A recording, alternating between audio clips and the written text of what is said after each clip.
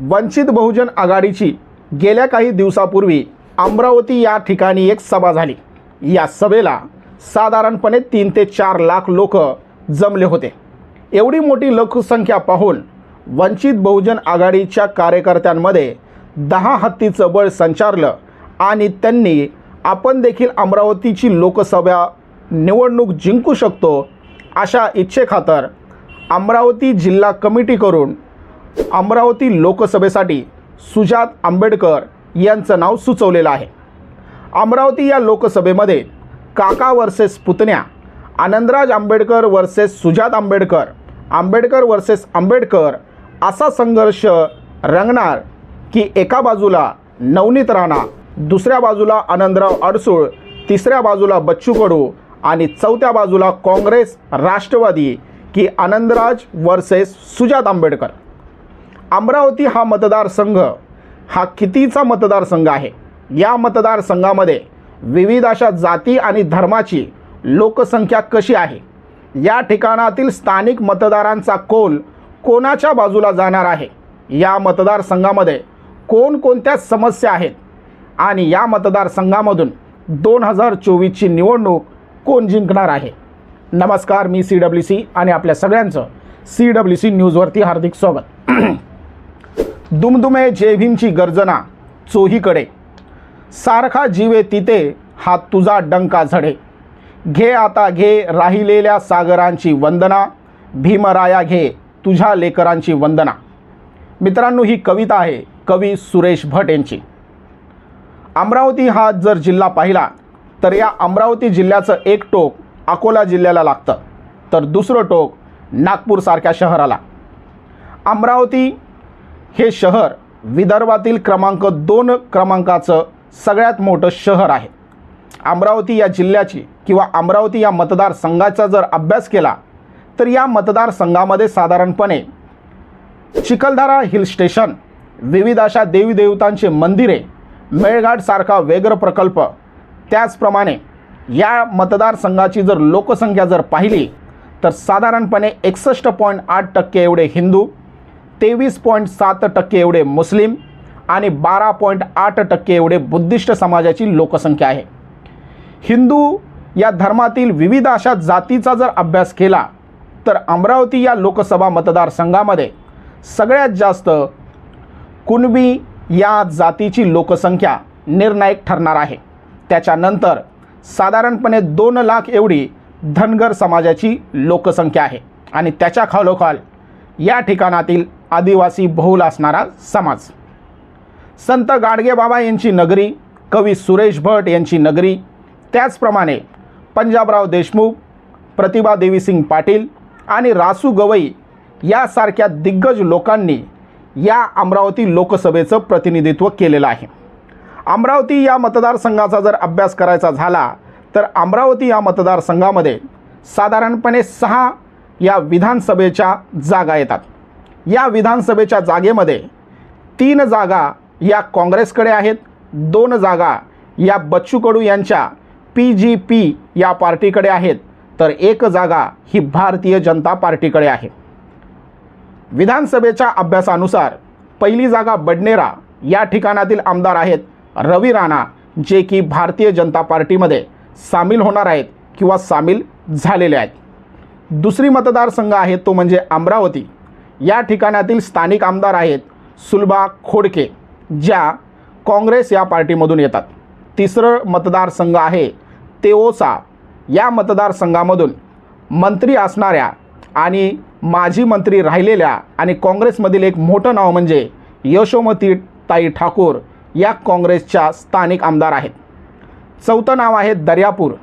दर्यापूर हा मतदारसंघ अनुसूचित जातीसाठी राखीव आहे। या अनुसूचित जातीतील मतदारसंघामधून स्थानिक म्हणून बळवंत वानखेडे हे काँग्रेसच्या तिकिटावरती जिंकून आलेले आहेत। 5वा मतदारसंघ आहे मेळघाट। मेळघाट हा अनुसूचित जनजाती म्हणजेच आदिवासींसाठी राखीव आहे। या ठिकाणातून बच्चू कडू यांच्या PJP या पार्टीकडून राजकुमार पटेल हे जिंकून आलेले आहेत। आणि 6वी मतदारसंघ आहे अचलपूर।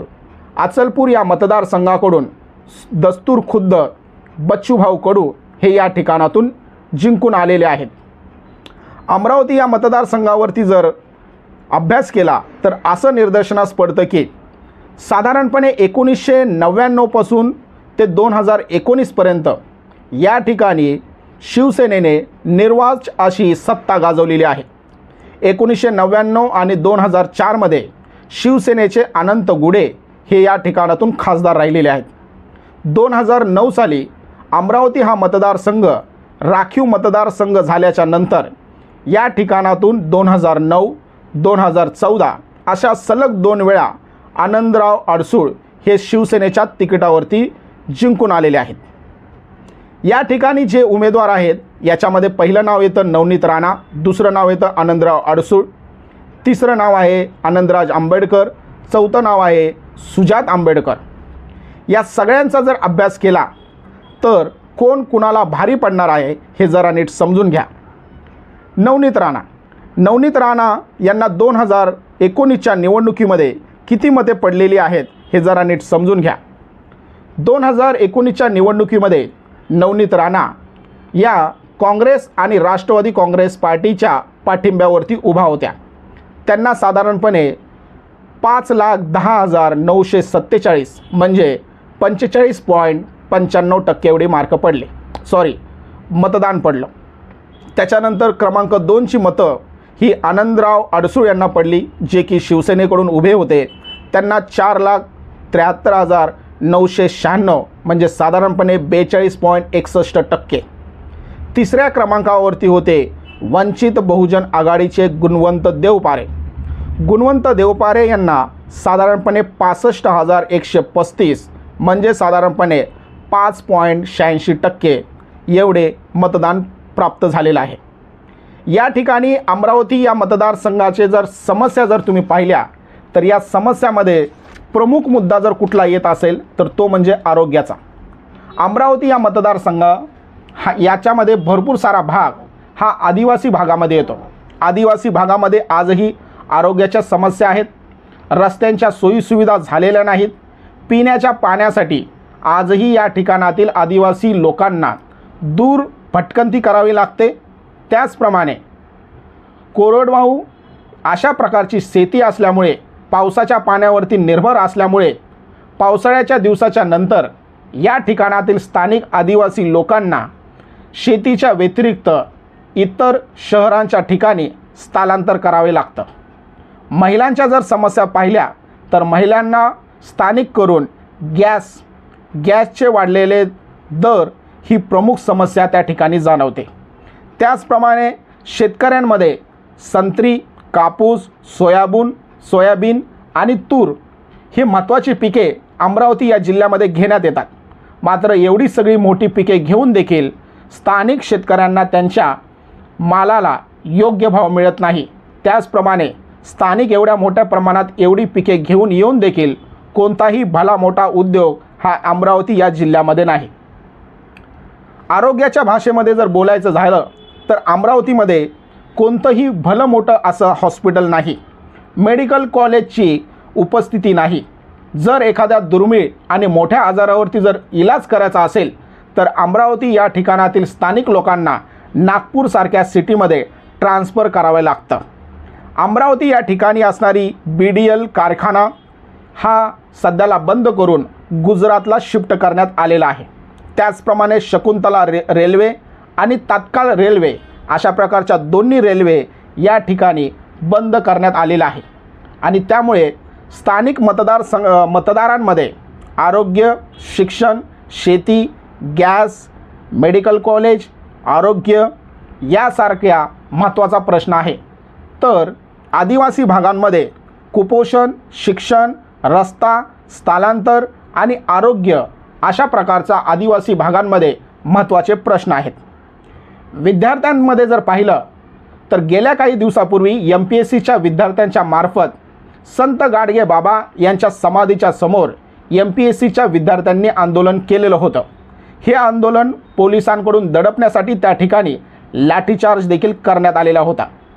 साधारणपणे विद्यार्थ्यांची जर MPSC करणाऱ्यांची जर लोकसंख्या जर पाहिली तर या ठिकाणी 1,20,000 एवढी लोकसंख्या ही MPSC विद्यार्थी करणाऱ्यांची अमरावती या मतदारसंघामध्ये आहे. जर कुठल्या उमेदवाराला ही निवडणूक जिंकायची असेल तर त्याने MPSCच्या विद्यार्थ्यांच्या प्रश्नाकडे जर बारीक लक्ष देऊन पारदर्शकता जर या परीक्षेमध्ये आणली, भरती प्रक्रिया सुलभ रीतीने केली, त्याचप्रमाणे भरती प्रक्रियेमध्ये जेवढा काही गोंधळ आणि घोटाळा सुरू आहे याच्यावरती जर प्रतिबंध जर लावले तर साधारणपणे 1,20,000 एवढ्या विद्यार्थ्यांचं मत हे कोणत्याही एका उमेदवाराकडे डायरेक्ट आणि थेट ट्रान्सफर होऊ शकतं.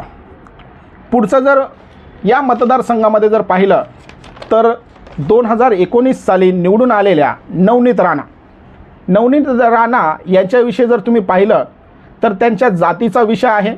खोटे जातीचं प्रमाणपत्र दाखल करून त्यांनी अनुसूचित जातीची निवडणूक लढलेली आहे आणि अशा प्रकारची केस ही उच्च न्यायालय आणि हायकोर्टामध्ये सध्याला पेंडिंग आहे. हायकोर्टाने त्याच्यावरती निकाल दिलेला आहे, मात्र सुप्रीम कोर्टाकडून हा निकाल येण्यासाठी सध्याला काही दिवसाची वाट पाहावी लागणार आहे. नवनीत राणा यांच्या जातीच्या संदर्भामध्ये जो काही निर्णय येणार आहे याचमुळे गेल्या काही दिवसापूर्वी अमित शहा हे अकोला या ठिकाणी आलेले असताना देखील नवनीत राणा आणि रवी राणा यांना त्यांनी साधी भेट देखील दिली नाही किंवा त्यांचा होणारा पक्षप्रवेश देखील त्यांनी पुढे ढकललेला आहे. नवनीत राणा या गेल्या काही दिवसापासून चांगल्याच चर्चेत आलेले आहेत. ते म्हणजे नवनीत राणा यांनी त्यावेळेचे तत्कालीन मुख्यमंत्री असणारे उद्धव ठाकरे साहेब यांच्या घरासमोर केलेलं हनुमान चालिसाचं आंदोलन, याच आंदोलनामुळे त्यांना साधारणपणे 13 दिवसाची शिक्षा झालेली होती आणि 50,000 रुपयाचा दंड देखील त्यांना ठोठावण्यात आलेला होता. नवनीत राणा या जरी अनुसूचित जातीच्या राखीव मतदारसंघामधून निवडून येत असल्या मात्र त्यांचं राजकारण हे हिंदू बहुल या ठिकाणी झुकताना आपल्याला दिसतं. भोंग्यांचं आंदोलन असेल, शिवपुराण असेल, दहीहंडी असेल, 370 कलम असेल आणि राम मंदिरासारखा मुद्दा घेऊन नवनीत राणा हे सतत कोणत्या ना कोणत्या गोष्टीमुळे चर्चेत राहतात. अमरावती या मतदारसंघातील जे शिक्षित उच्चवर्गीय जे लोक आहेत यांच्यामध्ये आम्ही काँग्रेस, राष्ट्रवादी आणि BJPच्या विरोधामध्ये नवनीत राणा यांना मतदान केलेलं होतं, मात्र नवनीत राणा यांनी नैतिकता हारलेली आहे. त्यांनी नैतिकता जोपासलेली नाही. नैतिकताच्या जोरावरती आम्ही त्यांना जेवढी काही मतं दिलेली होती ती मतं घेऊन नवनीत राणा यांनी भारतीय जनता पार्टीमध्ये पक्षप्रवेश करण्याच्या दृष्टीने जी काही पावलं टाकलेली आहेत याच्यामुळे स्थानिक मतदारसंघातील उच्च शिक्षित हे मतदार नवनीत राणावरती नाराज आहेत. दुसरं नाव आहे आनंदराव अडसूळ. आनंदराव अडसूळ यांचं सध्याचं वय आहे 76 वर्ष. आनंदराव अडसूळ यांच्याकडे जर पाहिलं तर साधारणपणे काही त्यांच्या जमेच्या पॉझिटिव्ह बाजू आहेत आणि काही निगेटिव्ह बाजू देखील आहेत. पॉझिटिव्ह बाजूमध्ये जर बघितलं तर आनंदराव अडसूळ हे साधारणपणे 1999, 2004, 2009, 2014 असे सलग 5 वेळा ते लोकसभेवरती निवडून गेलेले आहेत. 2011, 2012, 2013 अशा सलग 3 वर्ष त्यांना संसद रत्न पुरस्कार मिळालेला आहे. त्या आनंदराव अडसूळ यांची निगेटिव्ह बाजू जर पाहिली तर साधारणपणे 2021च्या ऑक्टोबर महिन्यामध्ये त्यांच्यावरती सिटी कोऑपरेटिव्ह बँकेच्या 980 कोटी रुपये फसवणुकीसाठी त्यांना ईडीकडून समन्स किंवा ईडीकडून त्यांची चौकशी देखील करण्यात आलेली होती. त्याचप्रमाणे स्थानिक पातळीवरती स्थानिक जेवढे काही कार्यकर्ते आहेत या कार्यकर्त्यांशी भेटीगाठी किंवा स्थानिक पातळीवरील लोकांशी पाहिजे तेवढा त्यांचा संपर्क उरलेला नाही किंवा राहिलेला नाही. तिसरी निगेटिव्ह बाजू म्हणजे आनंदराव अडसूळ यांचं साधारण रनिंग वर्ष 76 एवढं आहे आणि BJPच्या तत्वानुसार 75 वर्ष ओलांडलेल्या लोकांना तिकीट भारतीय जनता पार्टी देत नाही आणि त्याच्यामुळे त्यांच्या मित्रपक्षांकडून जरी कोणी उभा राहिला तरी त्याला तिकीट मिळेल की नाही ही शाश्वता नाही. आनंदराव अडसूळ यांची आणखी एक निगेटिव्ह बाजू म्हणजे आनंदराव अडसूळ हे स्थानिक नसून ते बाहेरील जिल्ह्यामधून आलेले आहेत असं देखील मतदारांचं म्हणणं आहे. पुढचं नाव आहे राजेंद्र गवई. राजेंद्र गवई यांचे वडील म्हणजे रासू गवई हे गवई गटाचे प्रमुख होते. आंबेडकरी चळवळीमधील मोठं नाव, त्याचप्रमाणे महाराष्ट्रातील विधानसभा, विधान परिषद आणि लोकसभा यांच्यावरती आंबेडकरी चळवळीतील जर कुठल्या माणसाने किंवा जर कुठल्या नेत्याने जर नेतृत्व केलेलं असेल तर त्याच्यामध्ये प्रामुख्याने नाव रासू गवई यांचं घेतलं जातं. रासू गवई यांनी विधान परिषदेचे उपसभापतीपद, विरोधी पक्षनेतापद, लोकसभेवरती निवडून जाऊन भलं मोठं असं कार्य केलेलं आहे. रासू गवई हे शेवटच्या क्षणी हे बिहार राज्याचे राज्यपाल या पदावरती देखील होते. राजेंद्र गवई यांचे बंधू भूषण गवई हे सध्याला सुप्रीम कोर्टामध्ये वकील आहेत. राजेंद्र गवई यांची ही पॉझिटिव्ह बाजू आहे, तर निगेटिव्ह बाजू म्हणजे राजेंद्र गवई यांचा स्थानिक पातळीवरती कार्यकर्त्यांशी जास्त संबंध नाही. राजेंद्र गवई यांनी गेल्या 10 वर्षामध्ये काँग्रेसच्या पाठिंब्यावरती जरी निवडणूक लढलेली असेल, मात्र पाहिजे तेवढं मतदान रासू गवई यांचे सुपुत्र राजेंद्र गवई यांना झालेलं नाही. त्याच्यानंतर पुढचं नाव येतं आनंदराज आंबेडकर. आनंदराज आंबेडकर हे महामानव डॉक्टर बाबासाहेब आंबेडकर यांचे नातू आहेत. त्याचप्रमाणे त्यांची स्वतःची रिपब्लिकन सेना नावाची संघटना आणि राजकीय पक्ष देखील आहे. साधारणपणे 2011-12च्या कालखंडामध्ये इंदू मिलच्या आंदोलनाच्या वेळी सगळ्यात प्रथम रिपब्लिकन सेना ही संपूर्ण महाराष्ट्रभराची ओळखीची झालेली होती. इंदू मिलच्या अंतर्गामध्ये, इंदू मिलच्या परिसरामध्ये महामानव डॉक्टर बाबासाहेब आंबेडकर यांची प्रतिमा याच रिपब्लिकन सेनेच्या कार्यकर्त्यांनी त्या ठिकाणी ठेवली होती आणि रातोरात आनंदराज आंबेडकर हे नाव संपूर्ण महाराष्ट्रभरामध्ये गेलेलं होतं. गेल्या 15-20 दिवसापूर्वी आनंदराज आंबेडकर यांनी औरंगाबाद या ठिकाणी घेतलेल्या पत्रकार परिषदेमध्ये असं म्हटलं की कार्यकर्त्यांच्या मागणीवरून आणि कार्यकर्त्यांच्या इच्छेनुसार आपण औरंगाबाद किंवा अमरावती अशा दोन्हीपैकी एका मतदारसंघामधून मी उभा राहणार आहे. पुढचं नाव आहे ते म्हणजे सुजात आंबेडकर. सुजात आंबेडकर हे महामानव डॉक्टर बाबासाहेब आंबेडकर यांचे पणतू आणि वंचित बहुजन आघाडीचे प्रमुख असणारे बाळासाहेब आंबेडकर यांचे सुपुत्र. आणि सुजात आंबेडकर यांचं शिक्षण जर पाहिलं तर पॉलिटिकल सायन्स, राज्यशास्त्र आणि जर्नलिस्ट आहेत. सुजात आंबेडकर सध्याला वंचित बहुजन आघाडीची जेवढी काही सोशल मीडिया टीम आहे, त्याचप्रमाणे समाजामध्ये जेवढे काही युवकांचे ग्रुप आहेत, आंबेडकरी चळवळीशी ज्यांचे नाळ जुळलेले आहे, अशांना हँडल करण्याचं काम सुजात आंबेडकर करताना आपल्याला दिसतात. सुजात आंबेडकर यांची भाषणं, पत्रकार परिषद अत्यंत योग्य आणि मुद्देसूद असते. कालच सुजात आंबेडकर यांनी पत्रकार परिषदेमध्ये उत्तर देताना असं म्हटलं की मी सध्याला अमरावती या मतदारसंघामधून उभा राहील की नाही हा निर्णय राज्य कार्यकारिणी आणि आमच्या पक्षाचे वरिष्ठ नेते हे निर्णय घेतील. मात्र सध्याला माझ्या डोळ्यासमोर भारताचे संविधान आणि लोकशाही टिकवणे हा मुद्दा माझ्यासाठी महत्त्वाचा आहे. गेल्या काही दिवसापासून वंचित बहुजन आघाडी जर पाहिली तर 2018 साली स्थापन झालेल्या वंचित बहुजन आघाडीने 2019च्या लोकसभा निवडणुकीमध्ये 42 लाख एवढी मतं घेतलेली होती आणि याच्यानंतर सातत्याने वंचित बहुजन आघाडीने तालुका, गाव, जिल्हा, शहर या ठिकाणी वॉर्ड पातळीवरती, गाव पातळीवरती, बूथ लेवलवरती आपल्या कमिट्या आणि वॉर्डचे अध्यक्ष स्थापन केलेले आहेत. त्याचप्रमाणे सम्यक आंदोलन असेल, विद्यार्थी आंदोलन असेल, फुले आंबेडकरी सभा असतील, याच्या मार्फत देखील सुजात आंबेडकर युवकांशी जुळलेले आहेत. सुजात आंबेडकर यांच्या प्रत्येक भाषणामध्ये युवकांचे प्रश्न, लोकशाही, संविधान आणि BJPच्या विरोधामध्ये त्यांची भाषणं असतात. पुढचं नाव जर तुम्ही पाहिलं तर ते म्हणजे बच्चू कडू. बच्चू कडू यांच्या पक्षाचे अमरावती या मतदारसंघामधून साधारणपणे 2 आमदार आहेत. दस्तूर खुद्द स्वतः बच्चू कडू आणि दुसरे म्हणजे पटेल. अमरावती हा जिल्हा किंवा अमरावती हा मतदारसंघ आदिवासी बहुल असल्यामुळे, त्याचप्रमाणे मागच्या सरकारमध्ये बच्चू कडू हे मंत्री असल्यामुळे बच्चू कडू यांच्यामार्फत विविध अशा कल्याणकारी योजना त्यांच्यामार्फत महाराष्ट्रभरामध्ये लागू करण्यात आलेल्या होत्या. बच्चू कडू हे स्पष्ट वक्ता आहेत, निर्भीड आहेत.